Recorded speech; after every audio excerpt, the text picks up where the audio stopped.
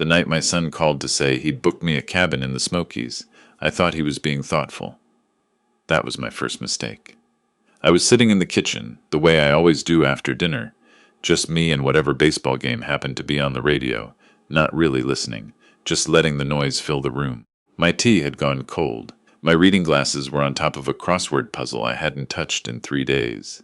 It was a Tuesday in late October, and the leaves outside were already gone. The yard looked stripped and a little sad, the way it always does that time of year. When my son called, I picked up on the second ring. He had that warm voice he gets when he wants something, the one that doesn't sound like wanting anything at all. "Dad," he said, "we've been thinking about you.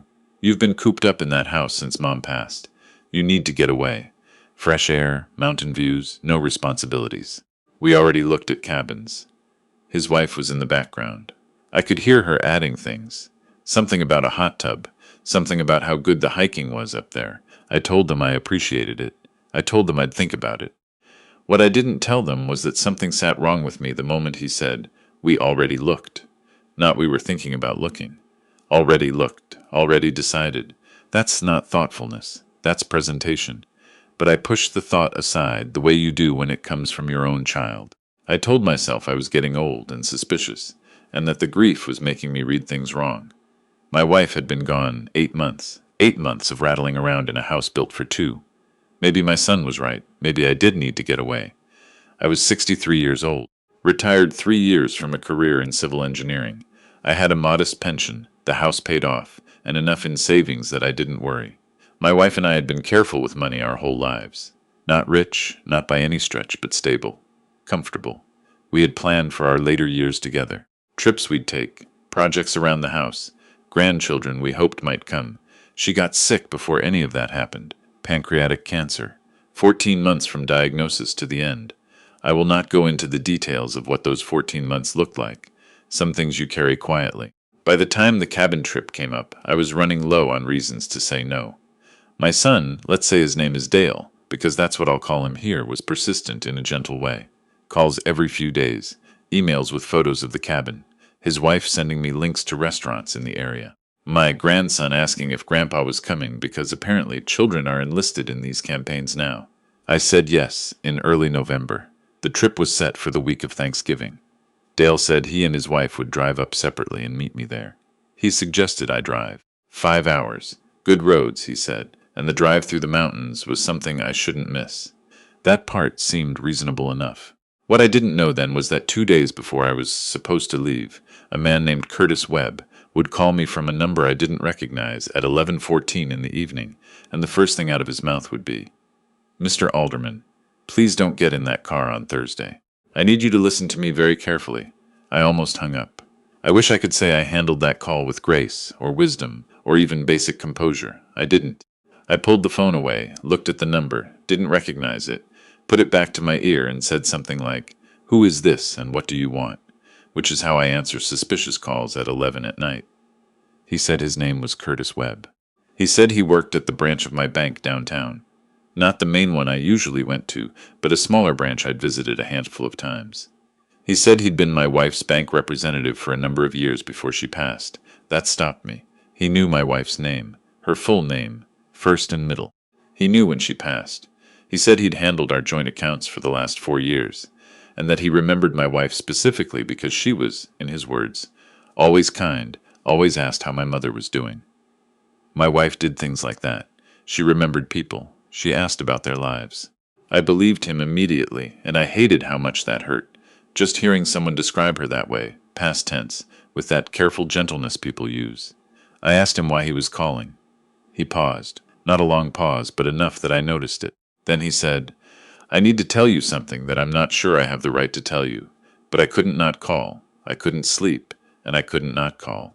He'd seen something at the bank that day, a request to access certain accounts that were under my name, that I had not authorized anyone else to manage. The request had come through a power of attorney document that listed my son as my legal representative. I said that didn't make sense. I hadn't signed any power of attorney. Curtis said he knew. He said that was why he was calling. The document had been submitted in person earlier that week by a woman he didn't recognize. My son's wife, as it turned out, though he didn't know that yet. It listed specific accounts, including a long-term savings account I hadn't touched in years, the kind you set up and forget about because it's growing quietly in the background. The total across the accounts flagged in the document was close to $400,000. I sat down. I don't know exactly when I sat down, but at some point I was sitting. The document had some issues, Curtis said carefully. There were inconsistencies in how it was notarized, enough that our branch manager required additional verification before anything could proceed. We submitted a hold on the request pending contact with the account holder. He said he wasn't supposed to call me directly. He said the bank had a process for these things, official letters and formal notices that would have reached me in 3 to 5 business days. But I was set to leave on Thursday. He'd looked at my address on file, seen the note my son had added to the account, which, he said, shouldn't have been possible without your authorization. A note that mentioned I would be traveling and that account correspondence could be redirected to a secondary address. Secondary address. One I had never set up. I thought about it all day, Curtis said. I thought about your wife, how she always asked about my mother. I don't know the full situation, Mr. Alderman, but I thought you should know before you got in that car. I didn't say anything for a while. Then I asked him a question I already knew the answer to, but needed to hear out loud. Curtis, is it possible someone submitted a fraudulent power of attorney under my name? He was quiet for a moment. I think you should speak with an attorney before Thursday, he said. And I think you should not leave for that trip until you understand what's been submitted in your name. I thanked him. I asked for his direct number at the bank. He gave it to me and then said, I'm sorry. I hope I'm wrong about all of this. I hope it's just paperwork errors. He wasn't wrong. I didn't sleep that night. What I did instead was sit at the kitchen table with a yellow legal pad and a cup of coffee and work through everything I could remember from the past few months. My son's calls, more frequent than usual. The way his wife had started asking about the house. Not in the way people ask when they're interested, but in the way people ask when they're appraising. Little comments about market value. Little questions about whether I'd thought about downsizing, about whether the upkeep was getting to be too much. I'd thought they were worried about me.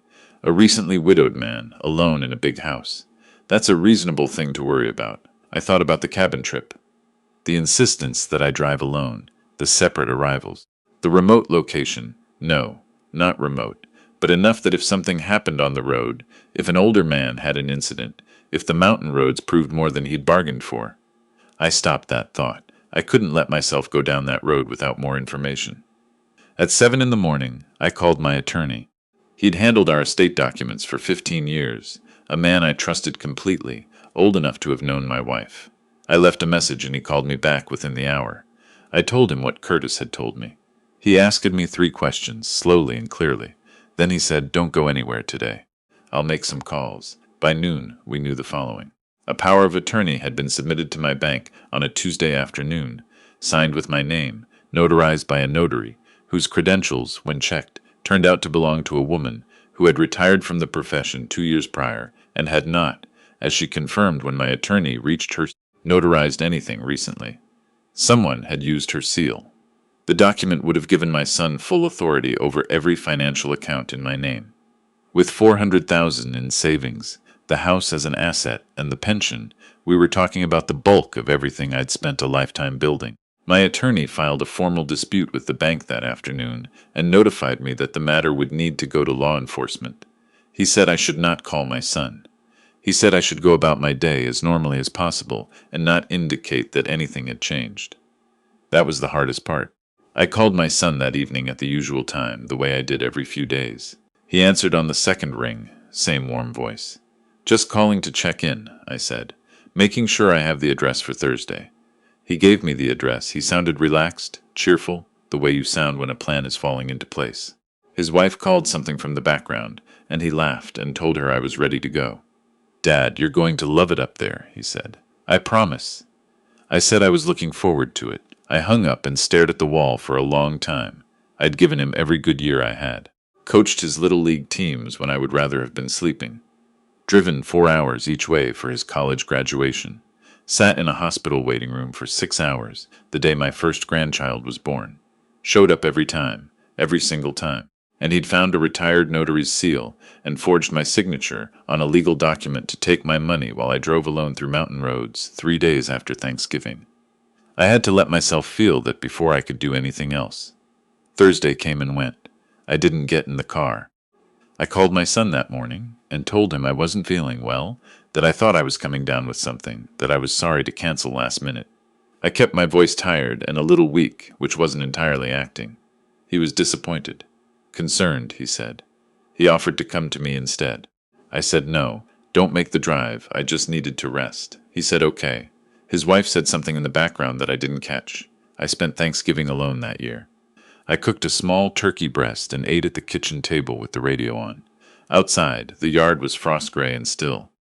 It was one of the quieter days of my life, but there was something almost peaceful in it, knowing, for the first time in months, exactly where I stood. My attorney had been working with law enforcement and the bank's fraud division. The notary had provided a statement. Bank security footage from the day the document was submitted showed a woman matching my daughter-in-law's description at the teller window. My son had been captured on his own phone's location data, a detail his own attorney later confirmed he had not thought to check, placing him in a meeting with a financial advisor that same Tuesday afternoon. The account, they believed, had been set up to receive transferred funds before the Attorney General's office contacted the bank first. In the weeks after Thanksgiving, the picture became clearer. My daughter-in-law had sourced the blank power of attorney template online. She'd found the retired notary's seal. We never discovered exactly how, and used it to produce a document that looked legitimate to anyone who didn't check. The plan, as far as investigators pieced it together, was to get the funds moved before I returned from the cabin trip. By the time I came home, the money would be in an account they controlled, and if I disputed it, there would be questions about my mental clarity, because, and this is the part that made my attorney go very quiet when he told me, my son had been telling people for several months that he was worried about his father's cognitive health since the loss of his mother. He'd mentioned it to a neighbor, to his wife's sister, to my wife's cousin at a family gathering I hadn't attended, building a record, in case I said something didn't add up. I had been watching my son's face at Christmas dinners and baseball games and birthday parties for 34 years. I had held him when he was colicky and stayed up with him when he had nightmares and sat across from him at enough kitchen tables that I knew the sound of his voice in every mood. And somehow I had missed all of this. I don't say that with shame. I say it because I want to be honest about how these things work. It doesn't happen because you're foolish. It happens because you love someone. And love, in the wrong hands, is exactly the vulnerability they're looking for. My son and daughter-in-law were arrested in the second week of December. The charges were forgery, fraud, and financial exploitation of an elderly person. That last phrase stung in a way I hadn't expected, being called elderly in a court document, but I let it go. My son called me from jail before I could be notified through official channels. I didn't pick up.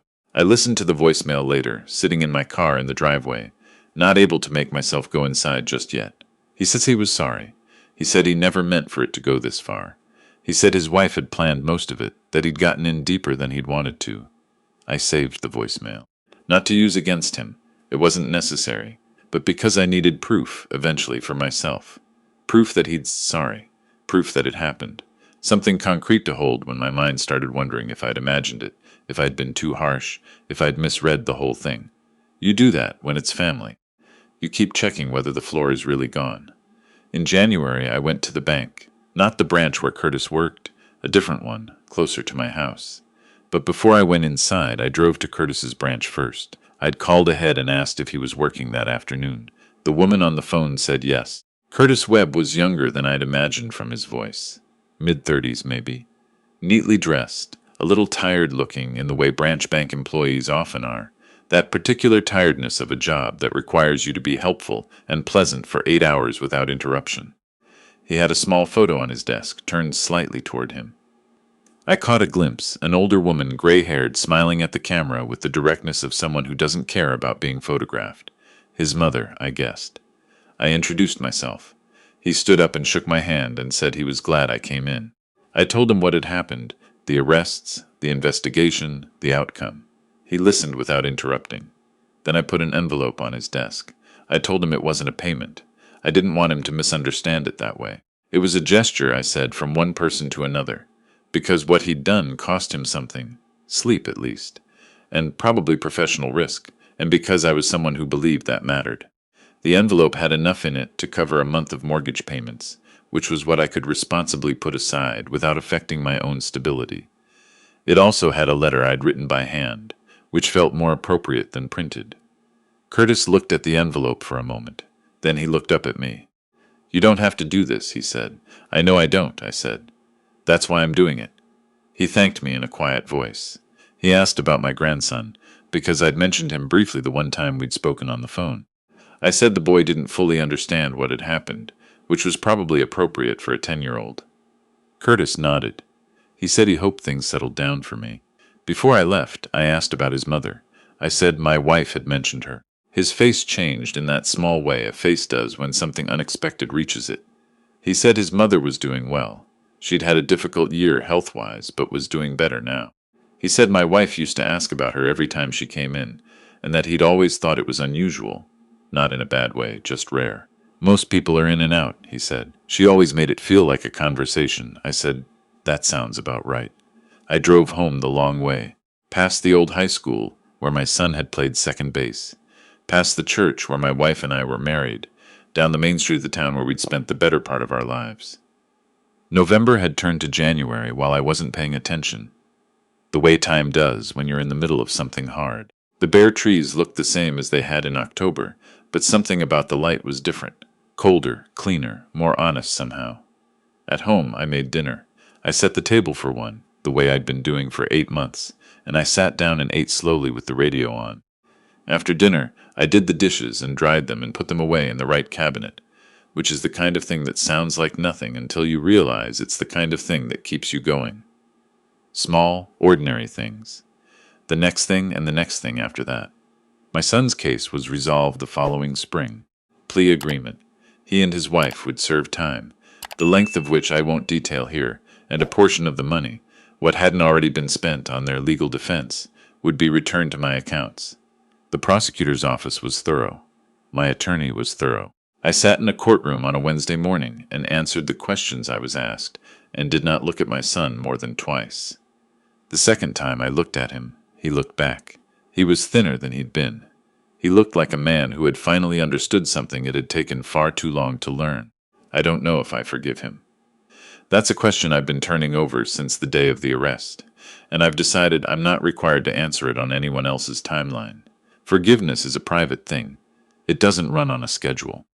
What I know is that I went home that Wednesday and the house was quiet, and I didn't feel hollowed out the way I'd expected.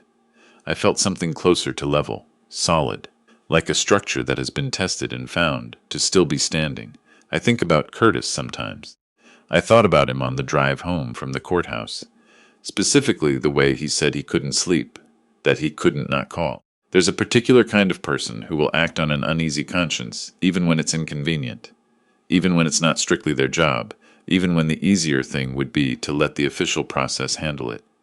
Most people choose the easier thing. Curtis didn't. I think my wife knew something about people that I'm still learning. I got back in touch with a few old friends in the months after. Neighbors I'd let drift during my wife's illness. A colleague from my working years who'd moved to Colorado and always meant to stay in touch better. I started going to a Thursday morning breakfast at the diner 2 blocks over. It's a loose gathering, a few men around my age who play chess or just drink coffee and talk about nothing in particular. I'd been invited before and always said maybe. Now I go most weeks. Last month, I had the exterior of the house repainted. The old color had faded and chipped, and I'd been meaning to do it for 2 years. I picked a color my wife had mentioned once in passing, a kind of warm gray with a blue undertone. She'd pointed to a house on a street we used to walk and said she'd always liked it. I don't know if she'd remember saying it, but I remembered. The painter finished on a Friday afternoon in late April, and I stood at the end of the driveway in the last of the evening light and looked at the house, and for the first time in a long time, it looked like something I was choosing to live in rather than just inhabiting. That's a small thing. That's not nothing. I never did get to those mountains.